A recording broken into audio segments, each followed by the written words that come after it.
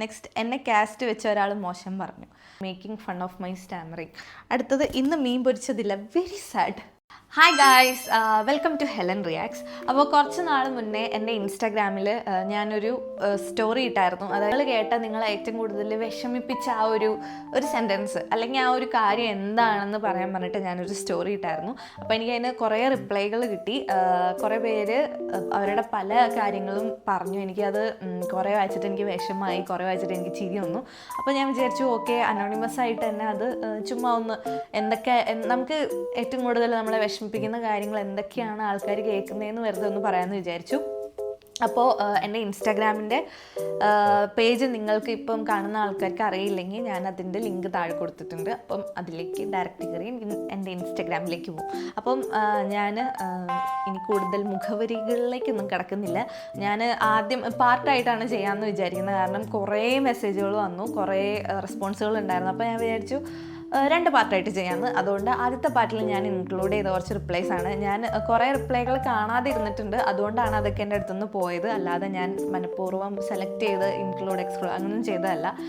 കുറേ എൻ്റെ ശ്രദ്ധയിൽപ്പെടാതെയും പിന്നെ ഞാൻ കാണാതെയൊക്കെ പോയിട്ടുണ്ടായിരുന്നു. അപ്പോൾ അതുകൊണ്ടാണ് കുറേ മിസ്സായി പോയത്. അതുകൊണ്ട് നമ്മൾ ഒന്നോടെയും ഈ ക്വസ്റ്റ്യൻ ചോദിക്കും, നിങ്ങളുടെ റിപ്ലൈ വായിച്ചിട്ടില്ല എന്നുണ്ടെങ്കിൽ, അതായത് റിപ്ലൈ അയച്ചവരുടെ റിപ്ലൈ ഞാൻ വായിച്ചിട്ടില്ല, നിങ്ങൾക്ക് വായിക്കണം അല്ലെങ്കിൽ ഇത് ഡിസ്കസ് ചെയ്യണമെന്ന് താല്പര്യം ഉണ്ടെങ്കിൽ ഞാൻ ഒന്നോടെ ഇതിനെപ്പറ്റി ഒരു സ്റ്റോറി ഇടും. അപ്പം നിങ്ങൾക്ക് റിപ്ലൈ നിങ്ങൾക്ക് അയക്കാവുന്നതാണ്. ഓക്കെ, അപ്പോൾ ഇനി കൂടുതൽ ഒന്നും എക്സ്ട്രാ പറയുന്നില്ല. അതുകൊണ്ട് നമുക്ക് ആദ്യം ആളുകളെ വിഷമിപ്പിച്ച അല്ലെങ്കിൽ നിങ്ങളെ വിഷമിപ്പിച്ച, നിങ്ങൾ കേട്ട നിങ്ങൾക്ക് ഏറ്റവും വിഷമമായിട്ടുള്ള കാര്യം എന്താണെന്ന് നമുക്ക് നോക്കാം.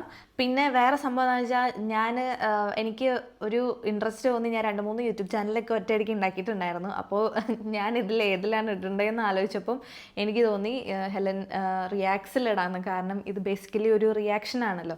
അപ്പം റിയാക്ട്സിലിടാമെന്ന് എനിക്ക് തോന്നി. അങ്ങനെയാണ് ഞാൻ ഹെലൻ റിയാക്ട്സിലേക്ക് ഈ ഒരു സാധനം കൊണ്ടുവന്നത്. ഓക്കെ, സോ നമുക്ക് ഇതിൻ്റെ റിപ്ലൈകൾ വായിക്കാം. അപ്പോൾ ആദ്യത്തെ എന്താണെന്ന് വെച്ചാൽ that I am very useless. ഒരാളോട് വേറൊരാൾ ഭയങ്കര യൂസ്ലെസ് ആണെന്ന് പറഞ്ഞിട്ടുണ്ട്. അത് നമ്മൾ പലരും പലപ്പോഴായിട്ട് പല ഇടങ്ങളിലായിട്ട് കേൾക്കുന്ന ഒരു സാധനമാണ്. നിന്നെക്കൊണ്ടൊരു ഉപകാരമില്ല, നീയൊക്കെ എന്തിനാണ് അങ്ങനത്തെ ഒരു സാധനം. അപ്പോൾ അത് ശരിക്കും പറഞ്ഞാൽ പറയുന്ന ആൾക്കാർക്ക് ആ ഒരു ഒറ്റ ദേഷ്യത്തിനായിരിക്കും അവർ പറയുന്നത്. പക്ഷെ കേൾക്കുന്ന ആൾക്കാർക്ക് ചിലപ്പോൾ അങ്ങനെ ആയിരിക്കില്ല ഫീൽ ചെയ്യുന്നത്. ഭയങ്കരമായിട്ട് എന്താ പറയുക, അവരുടെ ലൈഫിൽ ചിലപ്പോൾ വലിയ വലിയ ഡിസിഷൻസ് എടുക്കുന്ന സമയത്ത് പോലും ഓക്കെ എന്നെ കൊണ്ടൊന്നിനും കൊള്ളില്ല, ഞാനിത് ചെയ്യേണ്ട അല്ലെങ്കിൽ ഞാനിത് പറയണ്ട, അങ്ങനെ ഒരു തോട്ട് വന്നു എന്നിരിക്കുന്ന എനിക്ക് പേഴ്സണലി തോന്നണു. അതുകൊണ്ട് പരമാവധി അങ്ങനെയൊന്നും ആരോട് പറയാതിരിക്കുക. നമ്മൾ എത്ര തമാശയ്ക്ക് പോലും അങ്ങനെ നമ്മൾ ചില തമാശകളൊക്കെ പറയുമ്പം വേറെ ആൾക്കാർ എന്ത് രീതിയിലാണ് അത് എടുക്കുന്നതെന്ന് പോലും നമുക്ക് മനസ്സിലാവില്ല. അതുകൊണ്ട് ഇങ്ങനത്തെ നമുക്ക് കേൾക്കാൻ ഇഷ്ടമില്ലാത്ത തമാശകൾ എപ്പോഴും പറഞ്ഞുകൊണ്ടിരിക്കുന്ന അത്ര നല്ല കാര്യമല്ല. ഇനിയിപ്പോൾ അത് സീരിയസ് ആയിട്ടാണ് പറയുന്നതെങ്കിലും ഓരോരുത്തർക്ക് അവരുടേതായിട്ടുള്ള യൂസുകളുണ്ട്. ഐ ആം യൂസ്ലെസ് എന്നൊക്കെ അല്ല, നീ ഒരു ഉപകാരമില്ലാത്തവനാന്നൊക്കെ പറയുന്ന ഭയങ്കര വിഷമം ഉണ്ടാക്കുന്ന ഒരു കാര്യമാണ്. അപ്പം എന്തിനാണ് അങ്ങനെ പറയുക? എനിക്കത് കണ്ടിട്ട് എനിക്ക് ഭയങ്കരമായിട്ട് ഫീൽ ചെയ്തു. എന്നെ കൊണ്ടൊരു ഉപകാരമില്ല എന്ന് പലപ്പോഴും പലയിടങ്ങളിലായിട്ട് ഞാനും കേൾക്കേണ്ട വന്നിട്ടുണ്ട്. അതുകൊണ്ട് എനിക്ക് അതിൻ്റെ വിഷമം കറക്റ്റായിട്ട് മനസ്സിലാവും. അപ്പോൾ ഓക്കെ, പിന്നെ you are so boring from my favourite ആയിട്ടുള്ള ഒരാളുടെ അടുത്ത് നിന്ന് നീ ഭയങ്കര ബോറിങ് ആണെന്ന് ആരോ പറഞ്ഞു. അത് എല്ലാവർക്കും നമ്മൾ ബോറിങ് ആവണമെന്നോ ബോറിങ് ആവാതിരിക്കണമെന്നോ ഇല്ല. അത് ഡിപ്പെൻസ് ആണ്. ഇപ്പം ചില ആൾക്കാർക്ക് നമ്മൾ പറയുന്ന കാര്യങ്ങൾ ക്രിഞ്ചായിട്ടോ അല്ലെങ്കിൽ ബോറിങ് ആയിട്ടോ അല്ലെങ്കിൽ എന്നൊക്കെ തോന്നും. അപ്പോൾ അത് നമ്മൾ മൈൻഡ് ചെയ്യാൻ പോകാണ്ടിരിക്കുന്നതാണ് നല്ലത്. വെറുതെ ഇങ്ങനെ ബോറിങ് ആയിട്ടുള്ള ആൾക്കാരായിരിക്കും നീ ഭയങ്കര ബോറിങ് ആണെന്ന് പറയുന്നത്. അതുകൊണ്ട് അതൊന്നും മനസ്സിലേക്ക് എടുക്കേണ്ട ആവശ്യമൊന്നുമില്ല. അതൊക്കെ നമ്മളെ വിഷമിപ്പിക്കുന്ന കാര്യമായിട്ട് നമ്മൾ കൺസിഡർ ചെയ്യാതെ അതൊക്കെ വിട്ടുകളയണം. പിന്നെ എനിക്കൊത്തിരി എന്നെ വിഷമിപ്പിച്ച എന്നെ പഴയ കുറേ ഓർമ്മകളിലേക്ക് കൊണ്ടുപോയൊരു റെസ്പോൺസ് ആയിരുന്നു making fun of my stammering. വിക്കുള്ള ഒരു കുട്ടീനെ കളിയാക്കി എന്നുള്ളത്. ശരിക്കും പറഞ്ഞാൽ നമുക്ക് മാറ്റാൻ പറ്റാത്ത കുറേ കാര്യങ്ങളുണ്ട്. നമുക്ക് എന്താ പറയുക, അതൊരു കുറ്റോ അല്ലെങ്കിൽ ഒരു കുറവോ അങ്ങനെയൊന്നുമല്ല. നമുക്ക് നാച്ചുറലാണ്, ഓരോ കാര്യങ്ങളും നാച്ചുറലാണ്. അപ്പോൾ ഇതിനെയൊക്കെ കളിയാക്കാന്ന് പറഞ്ഞു കഴിഞ്ഞാൽ എന്തൊരു സാഡിസാണെന്ന് ആലോചിച്ച് നോക്കണം. എൻ്റെ പല്ലിന് ഒരു ഗ്യാപ്പ് ഉണ്ടായിരുന്നു എന്ന് വെച്ചാൽ എൻ്റെ ഫ്രണ്ടിലെ പല്ലിന് നടുക്കായിട്ട് വലിയൊരു ഗ്യാപ്പ് ഉണ്ടായിരുന്നു. വലിയൊരു ഗ്യാപ്പാണ്. അപ്പോൾ എന്നെ സ്കൂളിലൊന്നും പഠിക്കുമ്പോൾ എന്നെ അധികം ആൾക്കാർ അധികം കളിയാക്കിയിട്ടില്ല. പക്ഷേ ഞാൻ ഇതിനെ പറ്റി ഭയങ്കര ബോധേഡായിരുന്നു. അത് കഴിഞ്ഞ് ഇത് പിടിച്ച് മുറുക്കിയൊക്കെ കെട്ടി ഇപ്പോൾ ശരിയാക്കി. എന്നാലും ഞാൻ ഭയങ്കര ബോധേഡായിരുന്നു. എനിക്ക് ചിരിക്കാനൊക്കെ ഭയങ്കര മടിയായിരുന്നു. പഠിക്കാൻ പോയ സമയത്ത് എന്നെ പഠിപ്പിക്കുന്ന ഒരാളുടെ അടുത്തു നിന്നാണ്, അതായത് സ്റ്റുഡൻറ്റിൻ്റെ പോലും അടുത്തു നിന്നല്ല, എന്നെ പഠിപ്പിക്കുന്ന ഒരാളുടെ അടുത്തു നിന്നാണ് എനിക്ക് കൊള്ളാത്തൊരു വാക്ക് കേൾക്കേണ്ട വന്നത്. അപ്പോൾ ഇവർ കുട്ടികളെല്ലാം ഇങ്ങനെ ബോഡി ഷെയിം ചെയ്യുന്ന ഒരാളാണ്. അപ്പോൾ ബോഡി ഷെയിം എന്ന് പറഞ്ഞാൽ മാർക്ക് കുറയുമ്പോഴൊക്കെയാണ് ഈ ബോഡി ഷെയിമിങ് വരിക. ഇപ്പം നമ്മൾ ടെസ്റ്റ് പേപ്പറിന് മാർക്ക് കുറഞ്ഞാൽ അവരാദ്യം പറയുന്നത് അവരുടെ ബോഡിയിൽ അവർക്ക് നമ്മൾ കൺസേൺഡ് ആയിട്ടുള്ള അല്ലെങ്കിൽ നമ്മളെ കളിയാക്കാൻ പറ്റുന്ന എന്തെങ്കിലും ഒരു കാര്യമായിരിക്കും അവർ ആദ്യം എടുത്തിടുന്നത്. അത് ഭയങ്കര വിയേഡായിരുന്നു. അപ്പോൾ എനിക്ക് എന്തോ മാർക്ക് കുറഞ്ഞപ്പോഴോ എന്തോ ഒരു സംഭവം വന്നപ്പോഴോ ഇവർ പറഞ്ഞു ഹെലൻ്റെ പല്ലിൻ്റെ ഇടയിലുള്ള വലിയൊരു ഗ്യാപ്പ് ഉണ്ടല്ലോ, അങ്ങനെ എന്തോ ഒരു സാധനം പറഞ്ഞു. എനിക്കത് ഭയങ്കര ബുദ്ധിമുട്ടായി. അതുപോലെ തന്നെ അവിടെ പല്ലിൽ ഗ്യാപ്പുള്ള വേറെയും കുട്ടികളുണ്ടായിരുന്നു. അപ്പോൾ ഒരു ദിവസം ഇവർ പറഞ്ഞത്, നീ ചാവുമ്പോൾ നിനക്ക് വെള്ളം കുടിക്കാൻ ബുദ്ധിമുട്ടില്ല, കാരണം ഒഴിച്ച് തന്നാൽ ആ ഗ്യാപ്പിൽ കൂടെ വെള്ളം പോകുന്ന ഒരു ഡയലോഗ് പറഞ്ഞു. അത് എപ്പോഴും എൻ്റെ മനസ്സിൽ എനിക്കത് ഭയങ്കര വിഷമായിട്ട് കിടക്കുന്നുണ്ട്. എന്നോടല്ല അത് പറഞ്ഞത്, പക്ഷേ ഇതുപോലെ ഗ്യാപ്പുള്ളൊരു കുട്ടിയോടാണ് പറഞ്ഞത്. അത് മാർക്ക് കുറഞ്ഞപ്പോൾ അങ്ങനെ പറഞ്ഞതാണ്.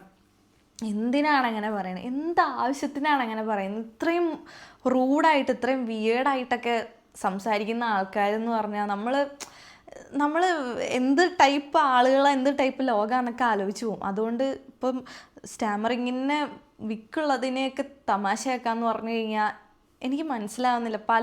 ഒരു മനുഷ്യന് ഉള്ള പല പ്രശ്നങ്ങളെയോ അല്ലെങ്കിൽ കുറവുകളെയോ അവരുടേതല്ലാത്ത കുറ്റങ്ങളോ അല്ലെങ്കിൽ അവർ ചെയ്ത കുറ്റങ്ങളോ ഒന്നിനെയും തമാശിക്കാനോ അല്ലെങ്കിൽ കളിയാക്കാനോ ഒന്നുമുള്ള ഒരു അർഹതയോ ഒന്നും ആർക്കും ഇല്ല. നമുക്കൊക്കെ എപ്പോൾ എങ്ങനെ എന്ത് വേണേലും വരാം. എനിക്ക് ഈ കമൻറ്റ് കണ്ടപ്പോൾ ശരിക്കും വിഷമമായി. അത് ആരാണോ അയാളോട് അങ്ങനെ പറഞ്ഞത് അത് ഇഗ്നോർ ചെയ്യാന്നുള്ളതേ ഉള്ളൂ, അല്ലാതെ അത് ഇനി മനസ്സിലേക്ക് എടുക്കേണ്ട ആവശ്യമൊന്നുമില്ല. പക്ഷേ ഒരിക്കലും നമ്മൾ ആരോടും അങ്ങനെ പറയാതിരിക്കുക എന്നുള്ളതാണ്. നമ്മൾ ഒരിക്കലും എന്തിനാണ് ഒരാളുടെ കുറവുകളെ കളിയാക്കി സംസാരിക്കുന്നത്, അല്ലെങ്കിൽ എന്തിനാണ് അതിനെ റൂഡായിട്ട്? അവർക്ക് ചിലപ്പോൾ അത് മാറ്റാൻ പറ്റാത്തതായിരിക്കും, അല്ലെങ്കിൽ മാറ്റാൻ പറ്റുന്നതാണെങ്കിൽ കൂടി അങ്ങനെ ഒരിക്കലും പറയാൻ പാടില്ല. സോ എനിക്ക് പെട്ടെന്ന് അതാണ് ഓർമ്മ വന്നത്. എനിക്കത് കേട്ടിട്ട് വിഷമമായി. പിന്നെ കൂടെ ഉണ്ടാകൂലേ എന്ന് എപ്പോഴും ചോദിച്ച ആൾ ഇട്ടിട്ട് പോയെന്ന് അറിഞ്ഞ മൊമെൻറ്റ് ഒത്തിരി പേർക്ക് പലതവണ പല രീതിയിൽ ലൈഫിൽ വരുന്നൊരു സാധനമാണ്. അത് ലവേഴ്സ് ആവാം, ഫ്രണ്ട്സ് ആവാം, പാരൻസ് ആവാം, റിലേറ്റീവ്സ് ആവാം, ആര് വേണേലും ആവാം. ഇപ്പോൾ വേറെ നമ്മളെ ഇഷ്ടപ്പെടുന്ന അല്ലെങ്കിൽ നമ്മളെ ട്രസ്റ്റ് ചെയ്യുന്ന ആളുകൾ വേറെയും ഉണ്ട്. അപ്പോൾ അവരിലേക്ക് കൂടുതൽ കോൺസെൻട്രേറ്റ് ചെയ്യുന്നതായിരിക്കും ഇങ്ങനെയുള്ള അവസരങ്ങളിൽ നല്ലത്. പിന്നെ body shaming from parents in front of bunch of people, ഇതും വളരെ സാഡായിട്ടുള്ള ഒരു കാര്യമാണ്. നമുക്കൊരു പ്രശ്നം വരുമ്പോൾ അല്ലെങ്കിൽ നമുക്കൊരു വിഷമം വരുമ്പോൾ അല്ലെങ്കിൽ നമുക്കൊരു ഇൻസെക്യൂരിറ്റി വരുമ്പോൾ നമുക്ക് ആദ്യം ചെല്ലാൻ പറ്റേണ്ട ആൾക്കാരാണ് പാരൻസ്. നമുക്ക് ട്രസ്റ്റ് ചെയ്യാൻ പറ്റുന്ന, നമ്മളെ ലോകത്തിൽ നമുക്ക് എന്തും പറയാൻ പറ്റുന്ന രീതിയിലുള്ള ആൾക്കാരാണ് പാരൻസ് എന്നാണ് ഒരിത്. അപ്പോൾ അങ്ങനെ നമ്മളെ പ്രൊട്ടക്റ്റ് ചെയ്യേണ്ട അല്ലെങ്കിൽ സേഫ് ഗാർഡ് ചെയ്യേണ്ട ആൾക്കാർ വേറെ ആൾക്കാരുടെ മുമ്പിൽ നമ്മളെ ബോഡി ഷെയിം ചെയ്താൽ അത് ഭയങ്കരമായിട്ട് തളർത്തിക്കളയും നമ്മളെ. അപ്പോൾ അത് എനിക്ക് പാരൻസ് ഒന്നും ഇങ്ങനെ ചെയ്തെന്ന് പറയാൻ ഉള്ള ഇതൊന്നും എനിക്കില്ല, കാരണം ഞാനൊരു പാരൻ്റ് ഒന്നുമല്ല. പക്ഷേ ഒരു ഫ്രണ്ട് എന്ന രീതിയിൽ അല്ലെങ്കിൽ ഒരു മുതിർന്ന കുഞ്ഞു കുട്ടികളോട് മുതിർന്ന ഒരാളെന്നുള്ള രീതിയിൽ അങ്ങനെയൊക്കെ പറഞ്ഞു കഴിഞ്ഞാൽ ഒന്നും മൈൻഡ് ചെയ്യാണ്ടിരിക്കുക എന്നുള്ളതേ ഉള്ളൂ. പിന്നെ വിഷമാവും, നോ. പക്ഷെ കുറച്ചുകൂടെയൊക്കെ കഴിയുമ്പോൾ കുറച്ച് പ്രായമൊക്കെ ആകുമ്പോഴത്തേനും അതൊക്കെ നമ്മൾ പയ്യെ മറന്നു പോയില്ലെങ്കിലും മനസ്സിൽ നിന്ന് പൊക്കോളും എന്ന് നമുക്ക് ആശ്വസിക്കാം. അടുത്തത് മൈ പപ്പാസ് ഡെത്ത്. നമുക്ക് കൺട്രോൾ ചെയ്യാൻ പറ്റാത്ത ഒരു കാര്യമാണ് ഡെത്ത്. അപ്പം നമ്മളൊക്കെ ജനിച്ചാൽ നമ്മൾ മരിക്കണം. നമുക്കിഷ്ടമുള്ളവരും നമ്മൾ എന്ത് കാര്യമാണെങ്കിലും, ഒരു മരുന്നിനാണെങ്കിലും ജീവനില്ലാത്തതിനാണെങ്കിലും ജീവനുള്ളതിനൊക്കെ ഒരു എക്സ്പയറി ഡേറ്റ് ഉണ്ട്. അപ്പം നമുക്കത് ഒഴിവാക്കാൻ പറ്റില്ലാത്തൊരു കാര്യമാണ്. അത് നമ്മൾ മറക്കാനുള്ള ഒരു സാധനം ഓട്ടോമാറ്റിക്കലി നമുക്ക് ദൈവം തന്നിട്ടുണ്ടെന്നാണ് പറയുന്നത്. നമ്മളത് മനസ്സിൻ്റെ വേറെ എവിടെയെങ്കിലുമൊക്കെ പാർട്ടിൽ സൂക്ഷിച്ച് വെച്ചിട്ട് മൂവ് ഓൺ ചെയ്യുന്നതായിരിക്കും നല്ലത്. ഓക്കെ, എല്ലാം നിൻ്റെ അഭിനയമാണ്. ആരാണ് ആ പറഞ്ഞതെന്ന് എനിക്ക് അറിയണം. നമ്മൾ ചില സമയത്ത് അഭിനയിക്കാണ്ടിരിക്കുമ്പോൾ എല്ലാം നിൻ്റെ അഭിനയമെന്ന് പറയുമ്പോൾ നമുക്ക് വലിയ ഇഷ്ടപ്പെടുകയൊന്നുമില്ല. നമുക്ക് ശരിക്കും അത് ചിലപ്പോൾ സങ്കടവും ചിലപ്പോൾ ദേഷ്യം വരും. അങ്ങനെ പറയാൻ പാടില്ല. അഭിനയമാണെങ്കിലും എന്താ, നമുക്ക് ആരെങ്കിലും മിണ്ടാണ്ടിരിക്കുക, അതാണ് നല്ലത്. I am busy. ഞാനൊക്കെ എപ്പോഴും കേൾക്കാറുള്ളതാണ്, നെവർ മൈൻഡ്. നമ്മൾ ബിസി അല്ലെങ്കിൽ നമ്മൾ വേറെ എന്തെങ്കിലും പരിപാടി ചെയ്യണം, അവർ ബിസി ആയിട്ടിരുന്നോട്ടെ, ഡോണ്ട് മൈൻഡ്. നെക്സ്റ്റ്, എന്നെ കാസ്റ്റ് വെച്ച ഒരാൾ മോശം പറഞ്ഞു. നമ്മൾ ഡെവലപ്ഡ് ആണ് നമ്മൾ എന്തൊക്കെ എക്സ്പോഷർ ഉണ്ടെന്ന് പറഞ്ഞാലും ചില കാര്യങ്ങളൊക്കെ മനസ്സിൽ അങ്ങനെ തന്നെ ചില ആൾക്കാർക്ക് കിടക്കും. അങ്ങനെ ഒരു സാധനമാണ് റിലീജിയൻ, കാസ്റ്റ്, ക്ലാസ്, അങ്ങനത്തെ സാധനങ്ങൾ. പക്ഷേ ഈ കളിയാക്കുന്ന ആൾക്കാരും ആലോചിക്കേണ്ട ഒരു കാര്യം, നിങ്ങൾക്ക് എന്തെങ്കിലും ഒരു അപകടം പറ്റി എവിടെയെങ്കിലും കിടന്നു കഴിഞ്ഞാൽ നിങ്ങൾക്ക് ഇപ്പോൾ ബ്ലഡ് വേണമെന്നുണ്ടെങ്കിൽ നീ ഏതാ ജാതി അല്ലെങ്കിൽ നീ ഏതാ കാസ്റ്റ് എന്ന് ചോദിച്ചിട്ടൊന്നുമല്ലല്ലോ ബ്ലഡ് സ്വീകരിക്കുന്നത്. നമുക്ക് ജീവൻ നിലനിർത്താൻ വേണ്ടി ആര് ആ സമയത്ത് ബ്ലഡ് തന്നാലും നമ്മൾ സ്വീകരിക്കുന്നുള്ളതാണ്. അപ്പോൾ ഇതിലൊന്നും വലിയ കഥയില്ല. ആരും ഒരു പർട്ടിക്കുലർ ഒരു വീട്ടിൽ ജനിച്ചു എന്ന് വിചാരിച്ച് ആരും വലിയ ആളൊന്നും ആവില്ല. ജനിച്ചു എന്ന് വിചാരിച്ച് ആരും ചെറിയ ആളും ആവില്ല. അതൊക്കെ നമുക്ക് എന്താ പറയുക, നമ്മൾ ഉണ്ടാവേണ്ട സ്ഥലത്ത് നമ്മൾ ഉണ്ടായിപ്പോയി നമ്മുടെ കുറ്റമോ അല്ലാണ്ട് നമ്മുടെ നേട്ടമൊന്നുമല്ല. ഇങ്ങനെയൊക്കെ വിചാരിക്കുന്ന ഈ 21-ാം നൂറ്റാണ്ടിലും വിചാരിക്കുന്നവനൊക്കെ ആരാണെന്നാണ് എനിക്ക് മനസ്സിലാകാത്തത്. ഇപ്പോൾ കുട്ടീനെ കാസ്റ്റ് വെച്ച് കളിയാക്കുന്നുണ്ടെന്നുണ്ടെങ്കിൽ അത് അവൻ്റെ മണ്ടത്തരാണ്. അവൻ അങ്ങനെ ഒരു എന്താ പറയുക സങ്കുചിത മനസ്ഥിതിയുള്ള പൊട്ടക്കിണറ്റിലെ തവളയാണ്. അവനെയൊന്നും മൈൻഡേ ചെയ്യാതിരിക്കുക. Never mind and move on. നാളെ അവനൊരു പ്രശ്നം വന്നാൽ ചിലപ്പോൾ വരാതിരിക്കട്ടെ, ബട്ട് ഒരു പ്രശ്നം വന്നാൽ താഴ്ന്ന കാസ്റ്റിലുള്ള ഒരാളാണ് ഹെൽപ്പ് ചെയ്ത് കൊടുക്കേണ്ടതെന്നുണ്ടെങ്കിൽ അവൻ എവിടെ പോയി അത് ചോദിക്കുന്നത് നമുക്കൊന്നും നോക്കാം. സോ ആരും ആരെക്കാളും വലുതുമല്ല, ആരും ആരെക്കാളും ചെറുതുമല്ല. അങ്ങനെ ഒരു മൈൻഡ് സെറ്റ് ആദ്യം നമ്മൾ മാറ്റി വയ്ക്കുക. അതിപ്പോൾ വേറെ ആളെ മാറ്റാൻ പോയില്ലെങ്കിൽ സ്വയം മാറ്റുക എന്നുള്ളതാണ് ഏറ്റവും വലിയ കാര്യം. അടുത്തത്, ഇന്ന് മീൻ പൊരിച്ചതില്ല. Very sad, very sad. ഇന്ന് മീൻ പൊരിച്ചതില്ലെങ്കിൽ കടയിൽ നിന്ന് വാങ്ങിച്ച് തിന്നണം. അതുകൊണ്ട് നിങ്ങൾ കടയിൽ പോയി തിന്നും. ഓക്കെ, അത് ഭയങ്കര വിഷമമുള്ളൊരു കാര്യമാണെന്നാണ് പറഞ്ഞിരിക്കുന്നത്. Okay, it's life, this is how it suppose to be. അങ്ങനെയൊന്നുമില്ല. അങ്ങനെയും ഇല്ല എന്ന് പറഞ്ഞാൽ അങ്ങനെ ഇല്ലാതും പറയാൻ പറ്റില്ല. This is how is. നമ്മുടെ തലയിൽ ഓരോന്നും വരച്ചിട്ടുണ്ടാവല്ലോ, അപ്പോൾ അതുപോലെയാണ് കാര്യങ്ങൾ നടക്കുകയുള്ളൂ. അതാണ് ഫേറ്റ്. അതിനെ നമ്മൾ എങ്ങനെയാണോ എടുക്കേണ്ടതെന്നുള്ളതാണ് നമ്മുടെ അതാണ് ഡിപ്പെൻഡ് ചെയ്യുന്നത് നമ്മുടെ ഒരു ലൈഫ് സ്റ്റൈലിനെ. അപ്പോൾ ഞാനിപ്പോൾ എന്താ പറയുക, അപ്പോൾ ആ ലൈഫ് സ്റ്റൈലിനെ നമ്മൾ സ്വീകരിക്കുന്ന രീതിയിലായിരിക്കും അതിരിക്കുന്നത്. അപ്പോൾ എന്തെങ്കിലും മോശമായിട്ടുള്ള വന്നാൽ അതുപോലെ എടുക്കുക, പിന്നെ നല്ലതായിട്ട് വന്നാൽ അതുപോലെ എടുക്കുക. പിന്നെ ഏതോ ഒരു മഹാൻ പറഞ്ഞ പോലെ ദിസ് ടു ഷാൽ പാസ് എന്നാണല്ലോ. അപ്പോൾ എന്ത് സിറ്റുവേഷൻ ആണെങ്കിലും നല്ലതാണെങ്കിലും പൊട്ടയാണെങ്കിലും ഒക്കെ അത് കടന്നു പോകും. അപ്പോൾ നല്ലതിൽ വലിയ എക്സൈറ്റ്മെൻറ്റ് എപ്പോഴും വരും. എന്നാലും നല്ലതിൽ അഹങ്കരിക്കാതെ ചീത്തതിൽ ഒത്തിരി ഡൗൺ ആവാതെ ഒരു ന്യൂട്രൽ ലെവലിൽ പോകുന്നതായിരിക്കും എപ്പോഴും നല്ലത്.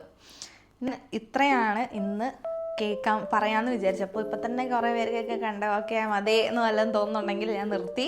അടുത്തതുമായിട്ട് ഞാൻ നാളെ വരുന്നതായിരിക്കും.